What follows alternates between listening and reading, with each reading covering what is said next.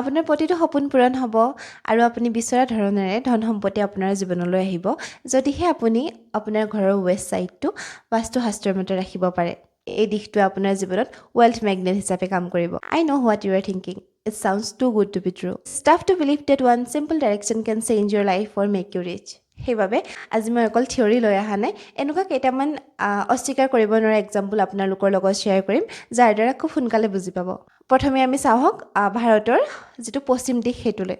যদি আমি ৰাজস্থান চাওঁ, আমি জানো যে মাৰোৱাৰী কমিউনিটিৰ জন্মস্থান হৈছে ৰাজস্থান, যিসকলে আজি ভাৰতৰ প্ৰতিটো অঞ্চলতে বিজনেছ সাম্ৰাজ্য চলাই আছে। আৰু ৰাজস্থান হৈছে ভাৰতৰ পশ্চিম দিশত অৱস্থিত। ইতিমধ্যে আমি জানো যে ভাৰতৰ প্ৰাইম মিনিষ্টাৰ নৰেন্দ্ৰ মোদী, অমিত শ্বাহৰ নিচিনা শীৰ্ষ ৰাজনৈতিক বিষয়াৰ লগতে corporate giant like Mukesh Ambani, Gautam আদানীৰ দৰে লোকসকল গুজৰাটৰ পৰা আহিছে। আৰু গুজৰাটক যদি চাই, সেয়া হৈছে ভাৰতৰ একেবাৰে পশ্চিম প্ৰান্তত অৱস্থিত। But the power of western India doesn't stop there. এতিয়া চাওঁ আহক মহাৰাষ্ট্ৰৰ কথা। Mumbai Maharashtra entirely situated on the west coast of India. Mumbai is the absolute financial backbone of India, housing the Reserve Bank of India, Mumbai Stock Exchange. আৰু দেখা পাব যে গোটেই দেশখনৰ যিখিনি সম্ভ্ৰান্তশালী ধনী ব্যক্তি এইসকলক আমি মুম্বাইতে দেখা পাওঁ। ট্ৰেড ফাইনেন্সৰ পৰা আৰম্ভ কৰি কৰ্পৰেট এম্পায়াৰলৈকে ভাৰতৰ পশ্চিম অংশই ধন সম্পত্তিৰ ওপৰত আধিপত্য বিস্তাৰ কৰি আহিছে। ৱেষ্টৰ পাৱাৰ ইয়াতো শেষ হোৱা নাই।